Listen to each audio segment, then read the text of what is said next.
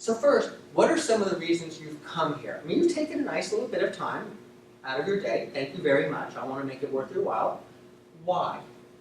So in a sentence or a couple of words, what is it that you hope to get out of this time now? Well, I mean, I'll start like, I find like sometimes when I'm trying to study, like my mind, like you said, like keeps wandering, and you know, maybe when I get tired, maybe something simple that I can do to sort of like refresh my mind and revive me. Okay, so there's a couple things there. When tired, refresh my mind, myself, to become more alert. Okay. And then you sort of mentioned distraction. Let's have somebody else add on that. Anybody want to talk about getting something out of today that has to do with this mind that gets distracted? Anybody here's mind gets distracted? By the way, just I won't take offense. Anybody here get distracted since we've been sitting here? Yes. Some of us, yes. This is the nature of our mind. And for those of you who should know, thank you very much. I'm endeared to you even more than I am to them.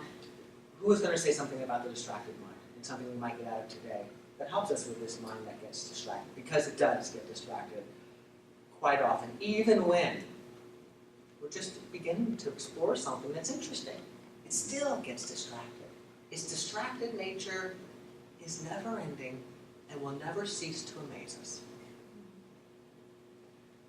I find, even as I'm preparing for like my first final, that beforehand I took the time to put out a plan for myself of like my schedule and like the hours and stuff that I wanted to do. And I find myself thinking of, okay, and then Wednesday I'm going to start on this. Like even as I'm preparing for my first one now, Yes. I'm like, and then I have to move on to that, and then I have to make sure I move on to that, you know? So even as I'm like in this moment, I'm still thinking about, it's sort of in the back of my mind. Okay. future So, things I can do. okay, so staying present, mind staying put.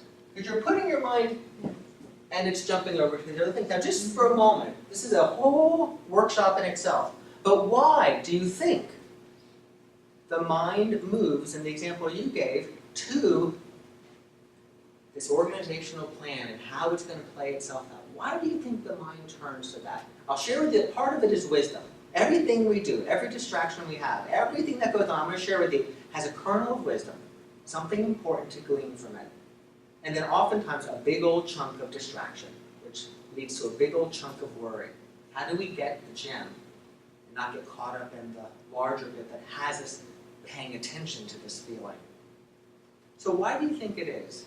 And maybe you all can relate to this, because we all come up with our little, from time to time, organizational plans that tend to feel good. Yes, it feels good. How does it feel?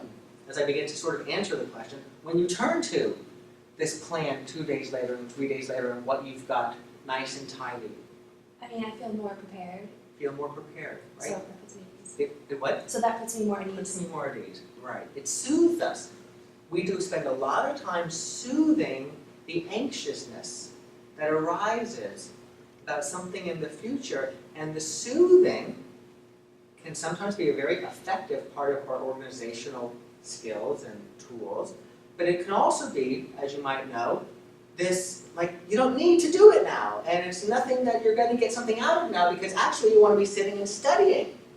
And perhaps there's some agitation, there's some anxiety in the sitting down to study that has the mind moving to some future place. What we care about most today is catching that mind and doing something about it that's a little different than we normally do, which is either to jump in to some other place and time to soothe ourselves, do something to soothe ourselves, or frustrate ourselves by forcing ourselves to be somewhere and not really acknowledging that we're uncomfortable in that moment, but sort of grinning and bearing or biting our way through it. So, okay, good. What else? What's one more thing that you'd like to get out today, please? Well, I don't know if others have it, but it's something, it's like the beating yourself up syndrome, kind of. No, no one else. No one else. I've never. I mean, it doesn't just have to be about studying, but it could be obviously like, why didn't I? It's more of this, and you can't change that anymore. Why didn't I plan better for law school? Why, I just. Okay. Why didn't I? Right? And that's part of the, right, It's the why didn't I? exhausting. It is exhausting, right? Again, I will share with you a kernel of wisdom to glean from learning from, in this case, oftentimes the past, to learn from the past, but not to then get sucked into reliving and trying to change it, wishing it were otherwise. And I want to share with you that I want you all to honor the feelings and the thoughts that you have when they do arise. They're not meaningless chatter, but they carry with them a big chunk of something that can get us really uncomfortable.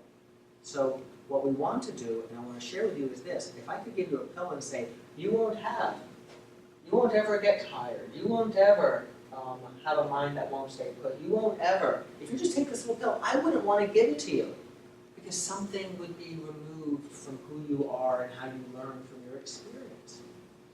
But when the mind does move into these other places, there's something that we can do, and that's what we're exploring here today. So we'll talk about that, but really we'll talk about it in terms of what we do when we catch our mind beginning to say, oh, why? Because that's the habitual pattern of the mind. You've done it before, you'll do it again. It's going to happen later today or tomorrow.